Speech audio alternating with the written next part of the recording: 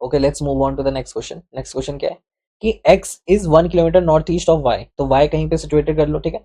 y मान लो यहाँ पे है, तो y के नॉर्थ ईस्ट पे, नॉर्थ ईस्ट कौन सा हो गया, तो पहले तो डायरेक्शन बनाना सीखो, नॉर्थ, साउथ, वेस्ट, ईस्ट। अच्छा, नॉर्थ ईस्ट कौन सा हो गया, ये नॉर्थ ईस्ट हो गया, ठीक है। तो यहाँ पे बोला कि y के नॉर्थ ईस्ट पे, तो इस तरह से हम ड्रॉ कर सकते हैं y के नॉर्थ ईस्ट पे, y के नॉर्थ ईस्ट 1 किलोमीटर, ओके। तो y के 1 किलोमीटर नॉर्थ ईस्ट पे x सिचुएटेड है, राइट। x सिचुएटेड है, फिर बोला कि y is 1 kilometre south east of z। तो z कहीं पे है, साउथ ईस्ट, यानी दिस डायरेक्शन। साउथ ईस्ट कौन सी होगी, ये वाली डायरेक्शन होगी। तो इसने बोला कि z के साउथ ईस्ट पे लाई करता है हमारा y।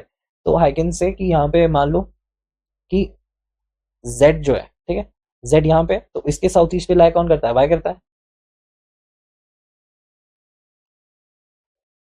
इसके साउथ ईस्ट पे लाई करता है हमारा y, और वो भी कितनी डिस्टेंस पे, 1 किलोमीटर, ठीक है।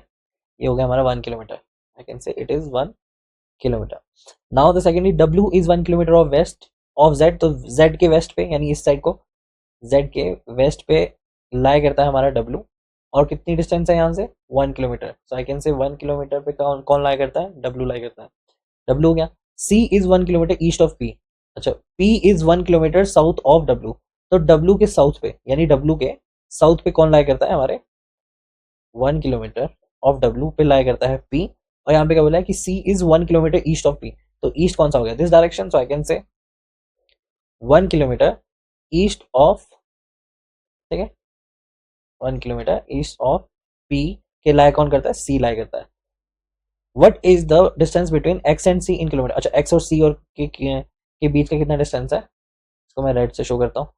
सो आई कैन से कि C और x के बीच में कितना डिस्टेंस है, ये हमें फाइंड आउट करना है।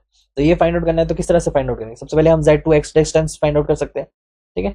z टू x डिस्टेंस कितनी हो जाएगी, राइट। कोई एंगल नहीं है इनके बीच में, तो इसका एंगल मान लो, अगर जो 45 एंगल मान लूंगा, तो ये कितना हो जाएगा, दैट इज 1 रूट 2। ये क्या हो जाएगा, 1 रूट 2, ठीक है। इन दोनों को प्लस कर दो तो कितनी वैल्यू आ जाएगी, √2 आ जाएगी। This is √2 value. ये 1 किलोमीटर है, तो ये वाली डिस्टेंस कितनी हो जाएगी, 1 किलोमीटर हो जाएगी, ठीक है। ये डिस्टेंस भी कितनी हो जाएगी, this is also 1 kilometre, right. अब हमें ये डिस्टेंस फाइंड आउट करनी, तो ये डिस्टेंस कितनी हो जाएगी, that is 1 + 2, that will be equal to √3, right. Square हो जाएगा ना इन दोनों का, स्क्वायर हो जाएगा। और यहाँ पे अंडर रूट था, तो यहाँ पे क्या हो जाएगी वैल्यू, √2। तो यहाँ पे √3 क्या हो जाएगी, हमारी करेक्ट वैल्यू हो जाएगी, this is the correct value, right. तो इजी क्वेश्चन है, बस आपको पता होना चाहिए कि आपको डायरेक्शन किस तरह से लेनी है, और जो भी है उसको एक्सप्लेन, उसको समझना इज वेरी इंपॉर्टेंट, राइट। तो ये क्वेश्चन क्लियर हो गया आपको, कोई डिफिकल्टी तो नहीं है। Let's move on to the next question. Next question क्या है कि आकाश आकाश का जो घर है, होम फेसिंग नॉर्थ, ठीक है। तो हमको डायरेक्शन तो सारी पता है कि नॉर्थ कौन सी है, ऊपर वाली south, this is east, this is west, ठीक है। Facing north, he opens the door and looks at north. अच्छा, look at the north and move 135 degree in the clockwise direction, okay.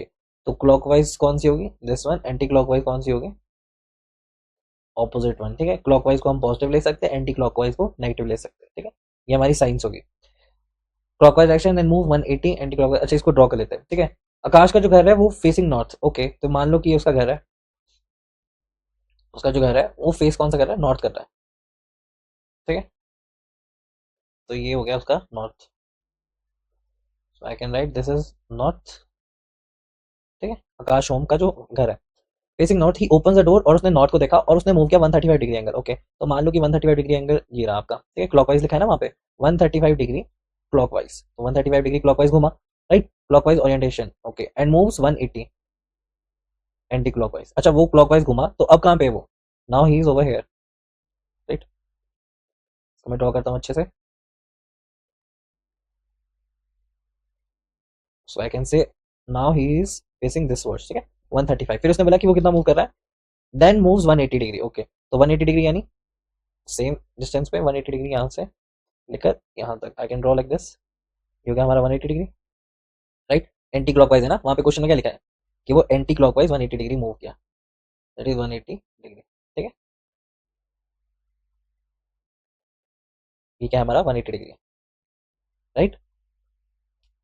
ये हो गया हमारा 180 डिग्री। फिर क्या बोला उसने, and then further goes 90 degree anti clockwise, okay. फिर 90 डिग्री वो एंटी क्लॉकवाइज मूव किया, ठीक है। 90 डिग्री यहाँ पे पहुंचने के बाद वो 90 डिग्री यहाँ से मूव किया, राइट।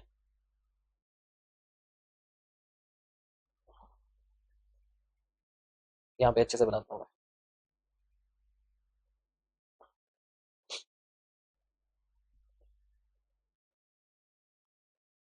तो क्वेश्चन में क्या गिवन है हमारे को? तो क्वेश्चन में बोला है कि सबसे पहले देखो, आकाश का घर है वो नॉर्थ की तरफ को है, ठीक है। फिर उसने बोला कि और मान लो कि वो अपनी वाइफ को ढूंढ रहा है, ठीक है। मान लो कि उसकी वाइफ कहीं घर से बाहर चली गई है और वो उसे ढूंढ रहा है। तो उसने बोला कि उसने नॉर्थ से, जब उसने घर उसका नॉर्थ की फेसिव को था, तो वो 135 क्लॉकवाइज डायरेक्शन को मूव किया, ठीक है, अपनी धर्मपत्नी को ढूंढने के लिए। तो 135 डिग्री वो नॉर्थ को मूव किया। फिर उसने बोला कि उसको वहां पे नहीं मिली, तो उसको वहां पे अपनी वाइफ नहीं मिली। फिर उसने फाइंड आउट किया कि जब 135 डिग्री पे नहीं मिली, तो वो वापस से 180 डिग्री पे एंटी क्लॉकवाइज मूव किया, फिर भी उसको अपनी वाइफ नहीं मिली। फिर उसने क्या किया कि उसने 90 डिग्री और, यानी यहां से लेकर यहां तक 90 डिग्री और एंटी क्लॉकवाइज मूव किया, और वहां पे देखिए कि उसकी जो वाइफ थी वो पानी भर रही थी, राइट। तो अब उसे दिखा कहा यहाँ पे। तो अब पूछ रहा है क्वेश्चन में कि अब वो कौन सी डायरेक्शन को देख रहा है, राइट नाउ वो कौन सी डायरेक्शन देख रहा है। तो ये तो सिंपल सी क्वेश्चन है, राइट। तो कौन सी डायरेक्शन देख रहा है हमारी, ये कौन सी होती है, इट इज साउथ वेस्ट। तो उस साउथ वेस्ट डायरेक्शन को देख रहा है, साउथ वेस्ट, ठीक है। तो ये इस तरह से आप क्वेश्चन कर सकते हैं। ये हमारा फर्स्ट मेथड है, मतलब फर्स्ट मेथड है। दूसरा मेथड क्या है हमारा? दूसरा मेथड ये है कि जो भी हमारे क्वेश्चन में बोला है ना, उसको डायरेक्टली आप लिख दो।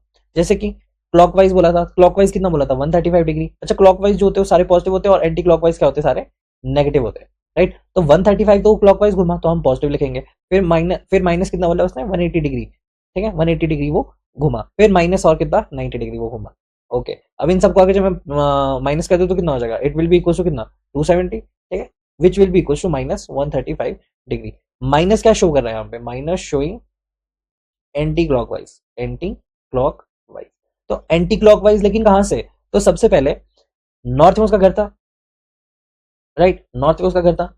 तो यहीं से आपको ये -135 लेना है। तो -135 कितना हो जाएगा, सबसे पहले आप कितना कर सकते हैं, यहां से लेकर यहां तक 90 आ जाओ, ठीक है, यहां से लेकर यहां तक एंटी क्लॉकवाइज 90 आ जाओ, 90 डिग्री आ जाओ। और दूसरा क्या है फिर 45, तो यहां से लेकर यहां तक कितना, 45 डिग्री, 45 डिग्री। और जब इनको टोटल करोगे तो कितना आ जाएगा, दैट इज 135 डिग्री। अच्छा, माइनस साइन क्या बता रहा है, एंटी क्लॉकवाइज। तो ये कहां पे, साउथ वेस्ट, ठीक है। तो इस तरह से भी इस क्वेश्चन को कर सकते हैं। ये वाला तरीका बहुत ज्यादा इजी है, ठीक है, वरना इसमें पढ़ते रह जाओगे, आपको 90 करना है, 180 करना है। इसमें डायरेक्टली आपको करना है, जहां से भी जो इनिशियल स्टेज होगी ना उसकी। अच्छा, ये जो आंसर आएगा वो कहां से लगाना है आपको, इनिशियल जो भी उसकी डायरेक्शन होगी, इनिशियल डायरेक्शन से, इनिशियल डायरेक्शन से, राइट। इजी है क्वेश्चन, कुछ टफ तो है नहीं, it's very easy question. So our next topic is the लॉजिज्म। सी लॉजिज्म बोलते हैं वैसे इसे, ठीक है। आई डोंट नो व्हाई, पर गेट में ये इंपॉर्टेंट है, ठीक है। और कुछ सालों के बाद ये मूव ऑन कर जाएगा। तो कुछ ऐसे रूल्स है जो कि इंपॉर्टेंट है फॉर सिलॉजिज्म टू अंडरस्टैंड। सबसे पहला क्या है, सबसे पहले कुछ 4 रूल्स है, ठीक है। और पहला रूल है कि draw all possible case, draw all possible, या फिर ऑल पॉसिबिलिटी, है ना, of any case, any case. अच्छा, मैं इसको अंडरस्टैंड करवाऊंगा आपको, सो डोंट वरी। अभी सारे रूल्स जो है वो लिख लेते हैं हम पहले, ठीक है ना। For all, for a conclusion, for a conclusion to be true, to be true, it must be true in all the cases, true in all the cases, ठीक है। अभी हम क्वेश्चन करेंगे तो और ज्यादा क्लियर हो जाएगा आपको, to all the cases. Third है, if the conclusion, if a conclusion, do है ये, is false even in one of case, then it will be, it will be considered, it will be considered false forever, ठीक है, for ever. ये हमारा third rule है। Fourth rule क्या बोलता है, true to prove a conclusion false, ठीक है, true to prove a conclusion false as soon as possible, as soon as possible, ठीक है। और फिफ्थ, फिफ्थ रूल नहीं है, लेकिन फिफ्थ आप इस तरह से समझो कि वो एक डायरेक्शन है, ठीक है। Read direction carefully, direction carefully, ठीक है। तो ये हमारे क्या हो गए, 5 रूल हो गए। Last one is only the direction. तो इस 5 रूल के बेस पे हम क्वेश्चन करते हैं सिलॉजिज्म में, ठीक है। अभी क्वेश्चन जो है, अच्छा क्वेश्चन से पहले हम कुछ और पॉइंट्स है जो कि इंपॉर्टेंट है। For example, all A are B, information है ये आपको अंडरस्टैंड करने के लिए। For all A are B, for all A are B का क्या मतलब है, for all A are B का क्या मतलब है। For example, this is B, ये क्या है हमारा, बी है। और एक और ड्रॉ कर देता हूँ मैं यहाँ पे, ठीक है, दिस इज, ये जो ऊपर वाला सेट है इट इज बी, ये है हमारा बी, और ये है हमारा ए, ठीक है। तो आपको ये अंडरस्टैंड करना पड़ेगा क्या लिखा है यहाँ पे, कि ऑल ए आर बी, यानी बी क्या है, बी है हमारा सुपरसेट, बी है हमारा सुपरसेट और ए है हमारा सबसेट। ठीक है, इसका बेसिक मतलब क्या है, इसका बेसिक मतलब है कि जो भी बी में आ रहा है ना, जो भी बी है ना, बी के अंदर ए हमेशा प्रेजेंट रहेगा। ठीक है, सो आप लिख सकते हैं कि ए जो है वो हमारा स्मॉलर सेट है, A is a smaller set, A is a smaller set, और बी है हमारा, B is a super set. ठीक है, सुपर सेट, या फिर आप क्या बोल सकते हैं इसको, as a larger set, as a larger set. ठीक है, तो हमारा ए जो है वो कंप्लीटली ओवरलैप्ड है, तो A is completely overlapped over here, over here. ठीक है, अभी मैं आपको क्वेश्चन कराऊंगा तो और ज्यादा क्लैरिटी बनेगी, पर ये इंपॉर्टेंट इन्फॉर्मेशन है। सेकंड इन्फॉर्मेशन क्या है हमारी, for some A are B, कुछ हिस्सा ए का बी में है, तो कुछ हिस्सा ए का बी में है तो हम किस तरह से लिख सकते हैं, मान लो कि ये क्या है हमारा, दो सेट है, दो सेट कौन कौन से, ए है और बी है। तो देखो यहाँ पे क्या लिखा है कि सम ए आर बी, तो आप क्या लिख सकते हैं कि सम ए जो है वो बी में भी प्रेजेंट है, तो ये शेडेड रीजन क्या हो जाएगा हमारा, सेकंड क्या है हमारा, second is being known as a same as A are B. ठीक है, तो यहाँ पे सबसे पहले आपको क्या देखना है कि जो ए सेट है वो बी सेट में कुछ, ए सेट जो है हमारा उसका कुछ हिस्सा बी सेट में भी है, तो ये शेडेड रीजन जो है हमारा, it can be known as a some A are B. Definitely अब हम जो थर्ड करेंगे वो क्या होगा हमारा, that will be no A are B.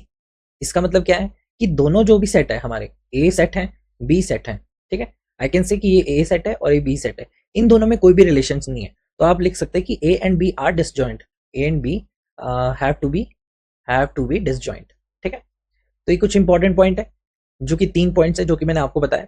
आप इस ए फॉर एग्जांपल यहाँ पे बोला सम ए आर बी, तो आप इसको इस तरह से भी लिख सकते हैं कि जो ए है, ठीक है, ये क्या है हमारा, ये ए है और ये है हमारा बी, ये है हमारा बी, तो हम इसको इस तरह से भी रिप्रेजेंट कर सकते हैं कि सम ए, कुछ हिस्सा जो ए का है वो बी में भी है, या फिर आप ऐसे लिख सकते हैं कि इन दोनों का जो इंटरसेक्शन है, इन दोनों का जो इंटरसेक्शन है वो कुछ हिस्सा है, तो ये क्या हो गया हमारा, ए इंटरसेक्शन बी।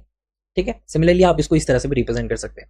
अब अगर जब मैं क्वेश्चन की बात करूं, let's move on to the question. ठीक है, इतना क्लियर हो गया तो let's move on to the question. ठीक है, अब हमारे पास एक क्वेश्चन है, क्वेश्चन में क्या लिखा है कि इस तरह से आपको क्वेश्चन ना गेट में बहुत सारे दिख जाएंगे। ठीक है, तो पहला इस क्वेश्चन का जो स्टेटमेंट है, देखो हमें क्या दिया जाएगा, एक स्टेटमेंट दी जाएगी, एक कंक्लूजन दिया जाएगा, और उसके बेसिस पे हमें क्या करना पड़ेगा, हमें ये चेक करना पड़ेगा कि कौन सा सही है और कौन सा गलत है। जैसे कि यहाँ पे क्या लिखा है कि ऑल बर्ड्स आर टॉल, इसका क्या मतलब है, जितने की तो सुपर सेट कौन सा हो जाएगा इसमें, super set will be tall, tall क्या हो जाएगा हमारा, it will be a super set. क्यों हो जाएगा, क्योंकि सारे जो बर्ड्स हैं वो टॉल है, तो जितने भी टॉल होंगे वो सारे बर्ड्स होंगे, so I can write this is can be written as tall, इसको मैं क्या लिख सकता हूँ, टॉल लिख सकता हूँ। और इसका मतलब क्या है, यहाँ पे क्या लिखा है कि टॉल है और ऑल बर्ड्स आर टॉल, तो हम क्या लिख सकते हैं, जितने भी बर्ड्स हैं वो सारे के सारे टॉल है, तो आई कैन राइट ये हो गया हमारा बर्ड।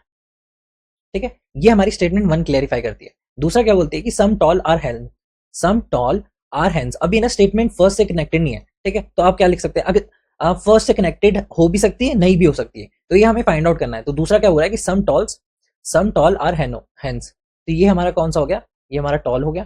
ठीक है, और दूसरा क्या हो गया, हेन हो गया, तो दूसरा कैन बी रिटन एज हेन। ठीक है, इट इज हेन, तो ये हमारे को क्लैरिफाई कौन कर रहा है, स्टेटमेंट 2 क्लैरिफाई कर रही है। तो ये सब चीजें मैंने आपको अभी बताई कि सम टॉल आर हेन्स जो कि यहाँ पे लिखा है, और ऑल बर्ड्स आर टॉल, तो ये हमने यहाँ पे लिख दिया। दूसरा कंक्लूजन क्या हो रहा है कि सम बर्ड्स आर हेन, देखो सम बर्ड्स जो है, सम बर्ड्स है वो हेन है, तो इसके लिए ना हमें कंक्लूजन बनाना पड़ेगा, इसके लिए हमें डायग्राम बनाने पड़ेंगे। ठीक है, तो इसके बहुत सारे केसेस हो सकते हैं, जैसे कि पहला स्टेटमेंट जो हमारा है वो क्या है, पहला स्टेटमेंट है कि जितने भी टॉल है, जितने भी टॉल है वो सारे के सारे क्या है, बर्ड है। अब इन दोनों कंक्लूजन को हमें साथ में लेके जाना पड़ेगा। सिमिलरली यहाँ पे भी टॉल है, यहाँ पे भी बर्ड है, और यहाँ पे भी टॉल है, और यहाँ पे भी बर्ड है। ठीक है, तो I can write bird tall bird.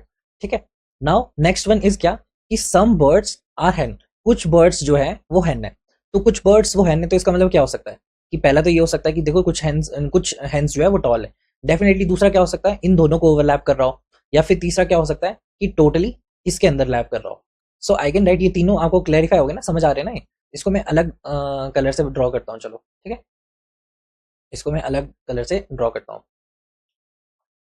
जो हैंड का है वो मैं अलग कलर से ड्रॉ करता हूँ, ताकि ज़्यादा अच्छी क्लैरिफिकेशन हो सके आपकी।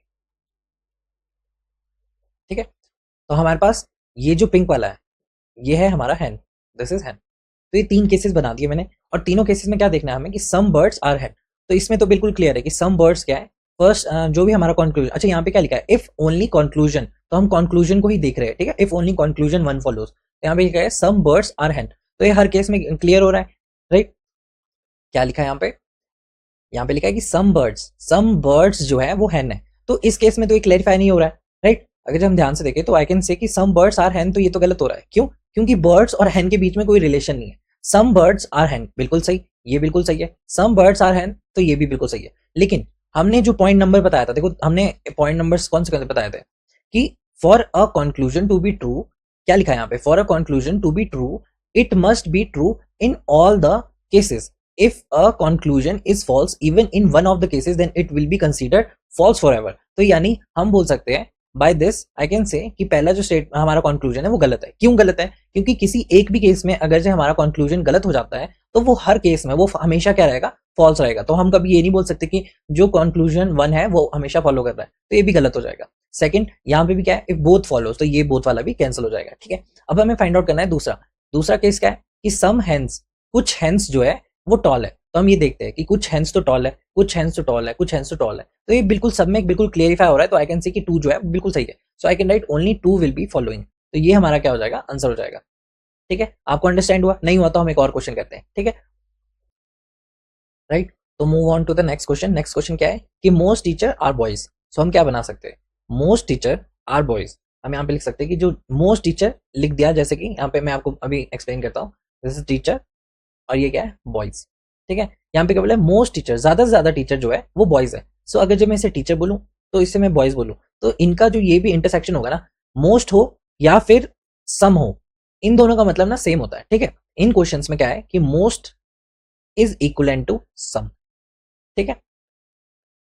सो इन क्वेश्चंस में आपको अगर जो मोस्ट लिख के आएगा या फिर सम लिख के आएगा तो आप अंडरस्टैंड करना कि उन दोनों का मतलब सेम ही है। दूसरा क्या बोला कि some boys are student, some boys जो है वो क्या है, स्टूडेंट है, सम बॉयज आर स्टूडेंट, तो यहाँ पे मैं स्टूडेंट लिख सकता हूँ, स्टूडेंट, ठीक है। तो ये भी क्या हो गया हमारा बॉयज और स्टूडेंट का इंटरसेक्शन। अब हमें 3 ऐसे डायग्राम बनाने पड़ेंगे जहां पे हमें ये वाली कंक्लूजन देखनी पड़ेगी, तो उसके लिए आई कैन ड्रॉ लाइक दिस, ठीक है। तो ये हो गया हमारा टीचर बॉयज, टीचर बॉयज, ठीक है, teacher boys, I can write this is teacher, ये क्या है boys, teacher boys, teacher boys, right.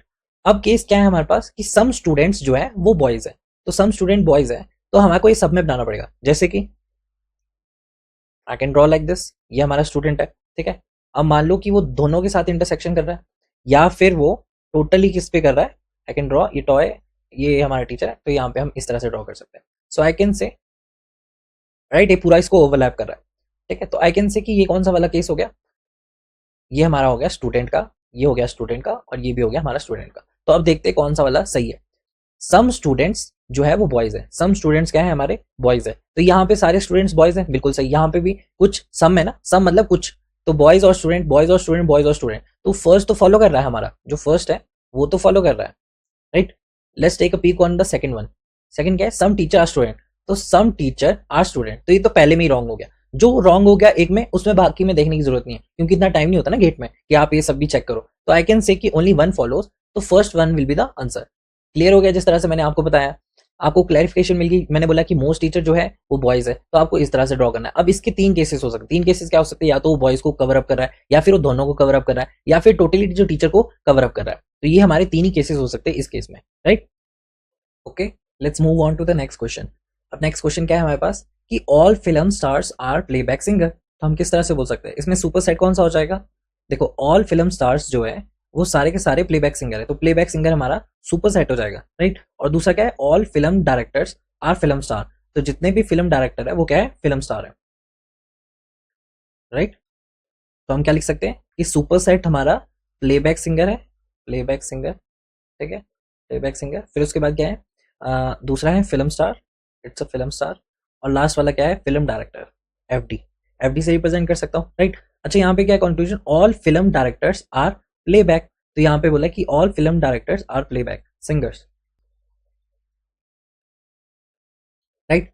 तो हमारी जो स्टेटमेंट है वो तो बिल्कुल, देखो स्टेटमेंट जो है ना, देखो एक इंपॉर्टेंट पॉइंट है कि जो स्टेटमेंट है ना वो हमेशा करेक्ट होगी, कि जो भी दिया हुआ है ना वो हमेशा करेक्ट होगा, लेकिन कंक्लूजन पे हमें ये बनाना पड़ेगा। तो यहाँ पे क्या बोला कि ऑल फिल्म डायरेक्टर्स जो है वो प्लेबैक सिंगर है, तो जितने भी फिल्म डायरेक्टर्स है क्या वो प्लेबैक सिंगर्स है? डेफिनेटली प्लेबैक सिंगर्स है। दूसरा क्या है, some film stars are film director, कि कुछ film director, some film stars are film director, या मोस्ट ऑफ दी जो है वो फिल्म डायरेक्टर है। तो इन दोनों का, ये दोनों जो है कंक्लूजन सही है, तो आई कैन राइट कि both the conclusion 1 and 2 follow the answers.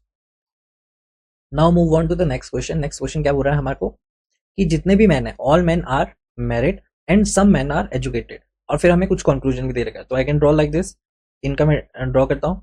क्या है कि ऑल मैन आर मैरिड, तो सुपर सेट क्या हो जाएगा? Married, married will be the super set, right, married will be the super set.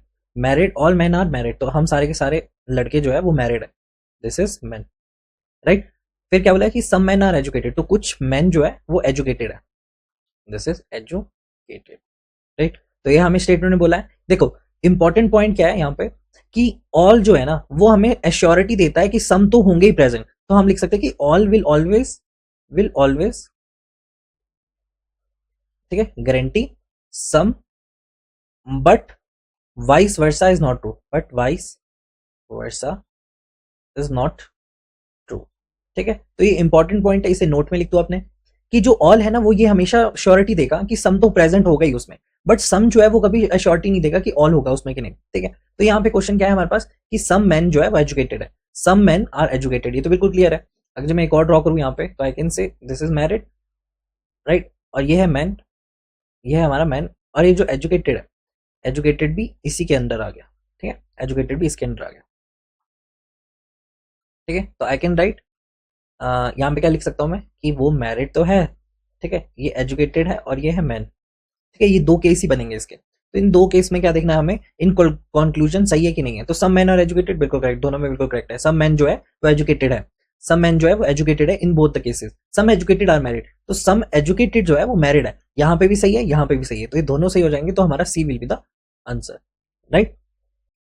Okay, let's move on to the next question. Next question क्या है कि ऑल मेंस, जितने भी all roads are poles, जितने भी रोड्स है वो सारे के सारे क्या है?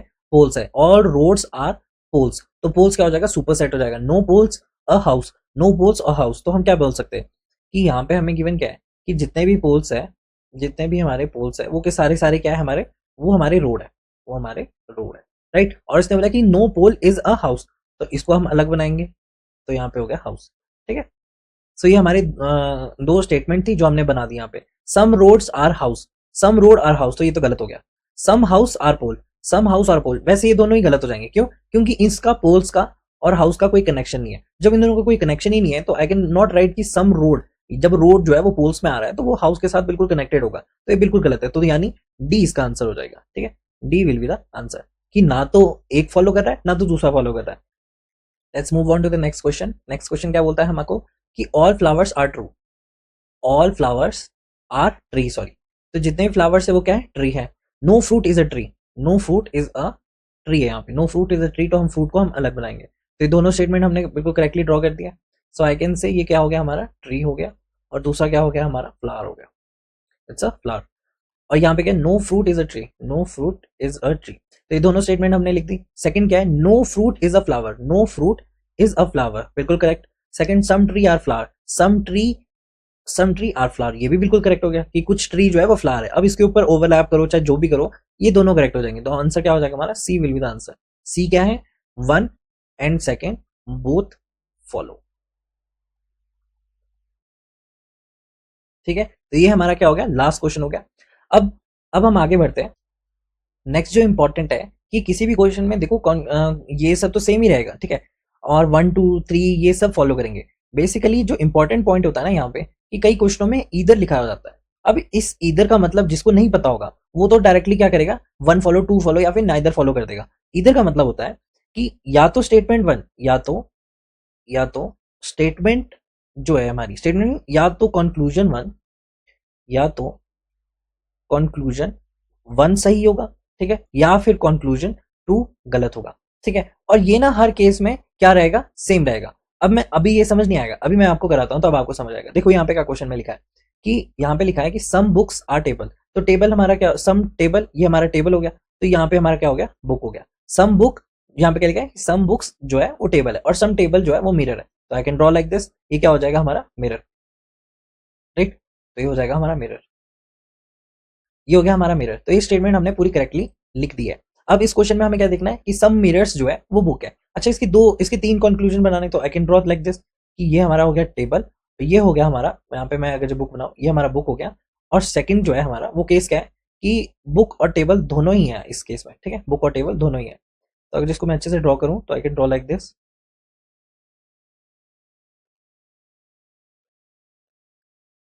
टेबल और जो बुक है वो इस तरह से। सेकंड जो बड़ा वाला है वो क्या है हमारा मिरर है, और बुक और table, this is book and this is table. अभी तीन जो है हमारे केस बन गए, ठीक है, तो ये तीन हमारे क्या बन गए, केस बन गए। तो अब हमें क्या करना है, हमें ये देखना है कि कंक्लूजन में हमें इन सबको देखना है। सबसे पहले क्या है कि सम मिरर्स जो है वो बुक है, तो हम क्या देख रहे हैं, ये जो मिरर है, मिरर और बुक, तो ये तो गलत हो गया।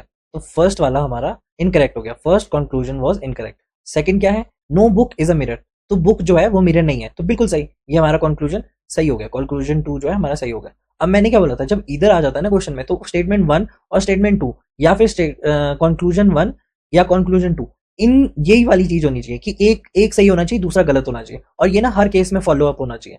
तो आई कैन राइट कि अगर जी ये है तो यहाँ पे तो ये फॉलो अप हो रहा है, तो आई कैन राइट इधर तो सही हो सकता है, हो सकता है, इन सभी केसेस में सबको देखना है, ठीक है। सेकंड केस क्या है कि सम मिरर्स जो है वो बुक है, तो सम, ये तो मिरर हो गया, तो सम मिरर जो है वो बुक है, तो स्टेट कंक्लूजन वन जो है वो करेक्ट हो गया। No book is a mirror, no book is a mirror, तो ये तो गलत हो गया कि सारे, ये तो गलत हो गया ना हमारा कंक्लूजन टू। क्यों हो गया, क्योंकि नो बुक जो है वो मिरर नहीं है, ऐसा गलत है, क्योंकि सम बुक जो है वो मिरर है, ठीक है। अब हमें यहाँ पे देखना है, तभी हम इधर को करेक्ट करेंगे, अदरवाइज तो हम ना इधर करेंगे या फिर कुछ और कर लेंगे, ठीक है। लास्ट वन क्या है कि सम मिरर आर बुक, तो सम मिरर जो है वो बुक है, बिल्कुल सही। No book is a mirror, तो ये भी गलत हो गया, तो हम इधर को यहाँ पे करेक्ट मान के इधर फॉलोज क्वेश्चन में आ जाएगा। तो समझ आ गया आपको क्या करना है जब इधर आएगा। अगर नहीं पता तो यहाँ पे लिख देते हैं कि when either in the question, when either, ठीक है, comes in question, comes in question,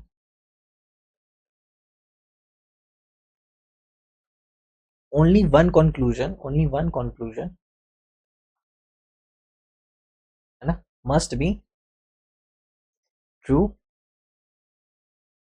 while other must be false in all the cases, in all the cases, ठीक है। then only, then only, then only mark either as your answer, as your answer, ठीक है। इतना clear हो गया जो भी मैंने बताया आपको, राइट। तो this one is your homework, आप इसे करो खुद से, ठीक है, और आंसर कमेंट में करना, ठीक है। यहाँ पे क्या लिखा है, no manager is a leader, all leaders are executive, no manager is executive, no executive is a manager. तो ये हमारी सारी डायरेक्शन है, देखो यहाँ पे इधर भी है, राइट। तो आप इन सबको ध्यान से देखना और कंक्लूजन पे पहुंचना और आंसर बताना, ठीक है, आंसर इन कमेंट्स, ठीक है, कमेंट्स में आप अपने आंसर लिखना, ताकि मुझे पता चल जाए कि आप लोग इसको सीरियसली ले भी रहे हो कि नहीं, राइट। सो हमारा नेक्स्ट टॉपिक है दैट इज द स्पेटल ज्योमेट्री, जो कि मैंने आपको पहले ही बताया था, राइट, कि हम ये भी पढ़ेंगे। तो अब हम वो टाइम आ गया जहाँ पे हमने स्पेटल ज्योमेट्री पढ़ना है। तो बेसिकली जो इसके क्वेश्चंस होते हैं ना वो डायग्राम बेसिस होते हैं, ठीक है, डायग्राम बेस, राइट। तो इसमें कुछ ऐसे रूल्स है जो कि इंपॉर्टेंट है और आपको जानने भी इंपॉर्टेंट है वो, राइट। तो रूल नंबर वन क्या है हमारा, द मिरर इमेज, ठीक है, इस सारा मैं आपको अंडरस्टैंड कराऊंगा, सो डोंट यू वरी। तो मिरर इमेज का मतलब होता है means symmetry about, symmetry about by axis, right. तो मान लो कि ये आपका क्या है, मिरर है। तो मिरर में जब भी आप कुछ देखते हैं ना, तो इसकी जो सिमेट्री होती है, फॉर एग्जांपल ये हमने क्या ले लिया, एक पॉइंट ले लिया, सो आई कैन से अगर ये इसकी मिरर इमेज है ना, सो अगर ये कोई ऑब्जेक्ट है, ठीक है, ये कोई ऑब्जेक्ट है, तो इस ऑब्जेक्ट की जो मिरर इमेज होगी ना वो हमारी होगी towards the Y axis, symmetry होगी, ये हमारी सिमेट्री है, ये क्या है हमारी वाई एक्सिस। तो यहाँ पे क्या लिखा है मैंने कि जो भी हमारा ऑब्जेक्ट की मिरर इमेज होगी, this is the mirror image, तो जो भी मिरर इमेज होगी ना वो सिमेट्री होगी अबाउट द वाई एक्सिस। तो ये वाई एक्सिस है, तो अगर जब मैं इसे इसके ऊपर फोल्ड कर दूं तो ये दोनों एक दूसरे के ऊपर ओवरलैप कर जाएंगे, तो आई कैन से मिरर इमेज क्या होती है, सिमेट्री होती है अबाउट द वाई एक्सिस। ये इंपॉर्टेंट पॉइंट है, ठीक है। सेकंड क्या है हमारा, सेकंड इज कि जो वाटर है, वाटर की जो इमेज होती है, वाटर की जो image means symmetry about, symmetry about x axis, about x axis.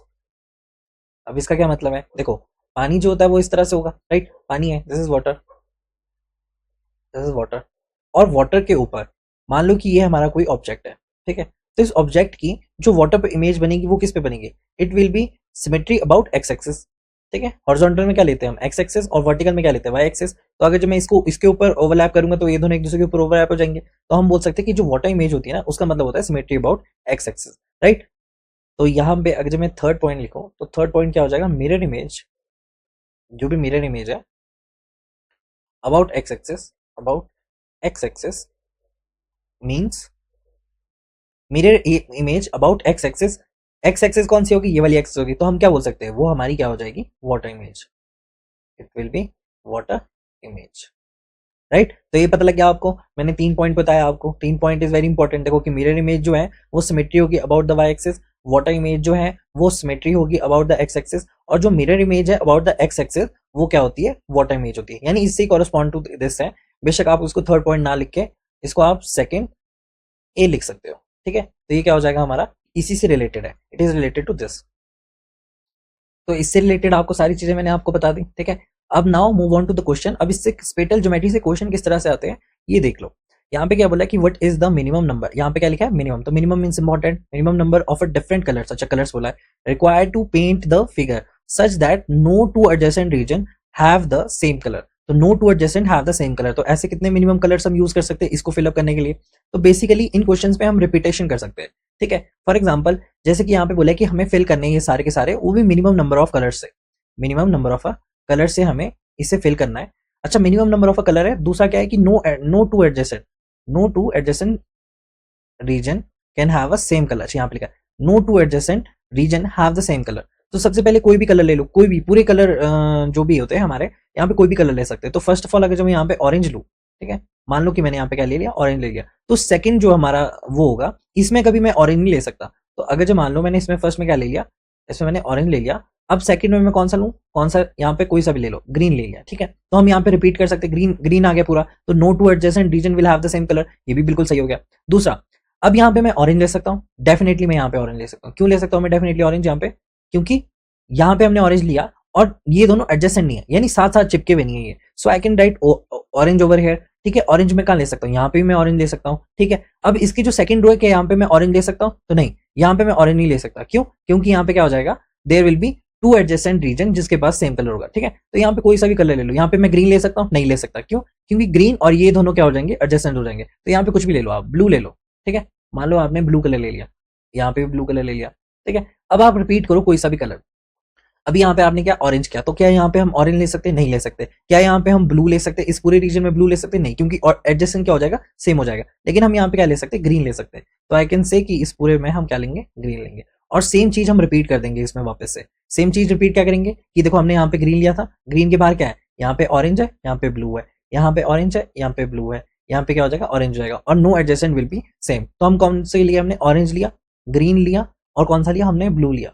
तो सिर्फ और सिर्फ हमने 3 ही कलर लिए, इस 3 मिनिमम कलर से हमने क्या पूरा का पूरा ये जो डायग्राम है फिल कर दिया हमने कलर से, राइट। तो हम यहाँ पे बोल सकते हैं कि option 3 will be the correct answer, ठीक है। ये क्या हो जाएगा, हमारा करेक्ट आंसर हो जाएगा।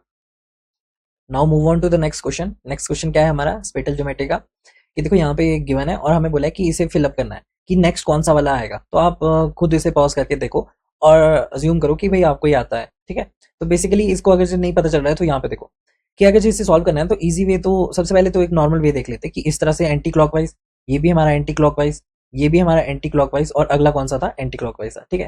ट्रायंगल का क्या हो रहा है, सॉरी रेक्टेंगल का क्या हो रहा है, रेक्टेंगल हमारा भी हम यहाँ पे आ जाएगा, फिर यहाँ पे आ गया तो फिर दोबारा से वो यहाँ पे आ जाएगा, यहाँ पे है तो दोबारा से वो यहाँ पे आ जाएगा। तो ये पूरी जो ज्योमेट्री है जो भी ये घूम रही है वो कहाँ पे घूम रही है, ये एंटी क्लॉकवाइज घूम रही है, ठीक है। अगर जब मैं बात करूँ इसकी नॉर्मल की, तो ये क्या हो रहा है, हमारा नॉर्मल एंटी क्लॉकवाइज घूम रहा है, तो ये भी कहाँ घूम रहा है, एंटी क्लॉकवाइज, यहाँ पे आ गया। अब यहाँ पे आ गया तो अब ये नीचे आ जाएगा, तो इस तरह से।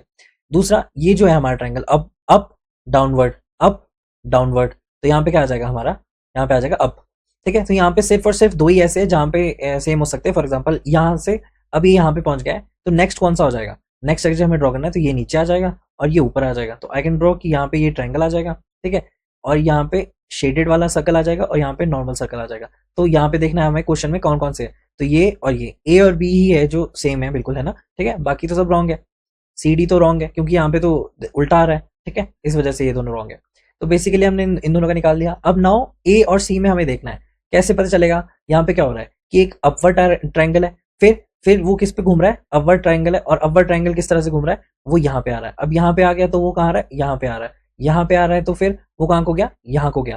तो आई कैन राइट कि वो इस तरह से घूम रहा है। अच्छा, इसकी कोई डायरेक्शन तो पता नहीं चल रही हमें, क्योंकि ये यहाँ के बाद वो यहाँ पे गया, फिर यहाँ से लेकर यहाँ पे गया, राइट। तो हम इन दोनों में कैसे कंक्लूजन में पहुंचेंगे, कौन सा सही होगा।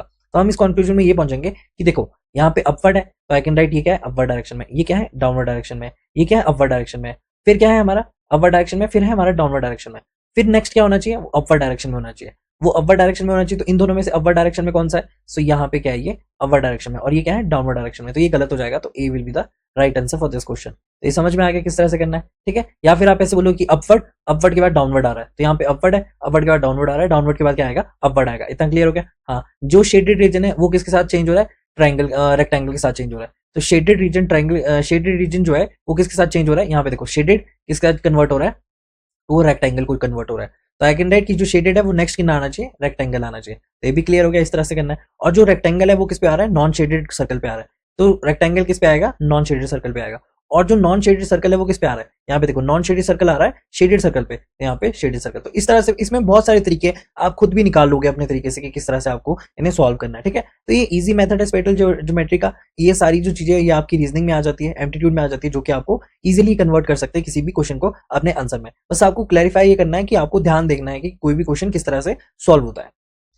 Let's move on to the next and last question. अब इस क्वेश्चन में क्या लिखा है कि इस क्वेश्चन में कुछ नहीं लिखा, बस हमें एक स्पेक्टर डायग्राम दिया है और यहाँ पे हमें बोला है कि लास्ट में फाइंड आउट दिस, ठीक है। और यहाँ पे हमारे पास ऑप्शन दे रखे हैं, these are the options A B C and D, these are the option, इनमें से करेक्ट आपको सॉल्व करना है। तो किस तरह से करोगे आप, सबसे पहले आपको पता है कि यहाँ पे क्या है। अच्छा, अगर जब हम इस तरह से देखें, ठीक है, तो हम इस तरह से क्या बोलेंगे कि रो वाइज देखें, तो रो वाइज क्या बोलेंगे, देखो यहाँ पे 4 सर्कल है, ठीक है, 4 सर्कल है, और नेक्स्ट में 3 सर्कल है, और नेक्स्ट में सेकंड सर्कल है। यानी रो वाइज क्या बोल सकते हैं कि सर्कल जो है -1 हो रहे हैं ऑलवेज, ठीक है। और ट्रायंगल क्या हो रहे हैं, ट्रायंगल जो है रो वाइज जो ट्रायंगल है वो क्या हो रहे हैं, पॉजिटिव हो रहे हैं। तो प्लस प्लस, एक प्लस हो गया, फिर एक और प्लस हो गया, राइट। अब नेक्स्ट क्या है, circle circle circle circle circle कम हो रहे हैं, यहाँ पे हमेशा प्लस हो रहे हैं, तो इधर भी यही हो रहा है। सेकंड क्या है, यहाँ पे कम हो रहे हैं, और यहाँ पे क्या हो रहा है, यहाँ पे ट्रायंगल था ही नहीं, यहाँ पे ट्रायंगल है, तो नेक्स्ट वन क्या हो जाएगा, यहाँ पे भी क्या हो जाएंगे, 2 ट्रायंगल हो जाएंगे। तो देयर विल बी 2 ट्रायंगल, ठीक है। इजी है, समझ आ गया किस तरह से किया। अच्छा, हम कॉलम वाइज देखें अगर से। अच्छा, दूसरा यहाँ पे भी बिल्कुल सही है, 0 0 0, और यहाँ पे क्या होनी चाहिए, 0 सर्कल होनी चाहिए, there should be no circle over there, ठीक है। तो आंसर क्या आ जाएगा हमारे पास, ए आंसर आ जाएगा। अच्छा, आप इसको ना बहुत सारे तरीकों से कर सकते हैं, जैसे आप इसको कॉलम वाइज भी कर सकते हैं। अब कॉलम वाइज क्या हो रहा है कि देखो 4 थे तो एक कम हो रहा है, ट्रायंगल थे तो एक कम हो रहा है, अब यहाँ पे भी कम हो रहा है। तो यहाँ पे सर्कल जो है हमेशा किस किस किस फॉर्म में है, वो हमेशा जो सर्कल है वो हमेशा नेगेटिव फॉर्म में है, चाहे आप रो वाइज देखो चाहे आप कॉलम वाइज देखो, ठीक है। और ट्रायंगल जो है वो एडिटिव टाइप में है, तो +1 में, ठीक है। आप इस तरह से भी सॉल्व कर सकते हो। तो हमारे पास आंसर वो आना चाहिए जिसमें कि there will be no circle over there, ठीक है। तो बिल्कुल सही है, बिल्कुल इजी क्वेश्चन है, और ऐसे बहुत सारे ढेरों सारे क्वेश्चन आप लगा सकते हैं, ठीक है। बट इतना ज्यादा इंपॉर्टेंट नहीं है। अब मैं जानता हूँ कि एट दैट टाइम आप वो क्वेश्चन इजीली टैकल कर लोगे, अगर गेट में क्वेश्चन आए तो आप इजीली उनको टैकल कर सकते हैं, there will be no problem at all, ठीक है। तो ये क्वेश्चन पे ज्यादा ध्यान नहीं देना, बाकी और क्वेश्चन जो है दैट इज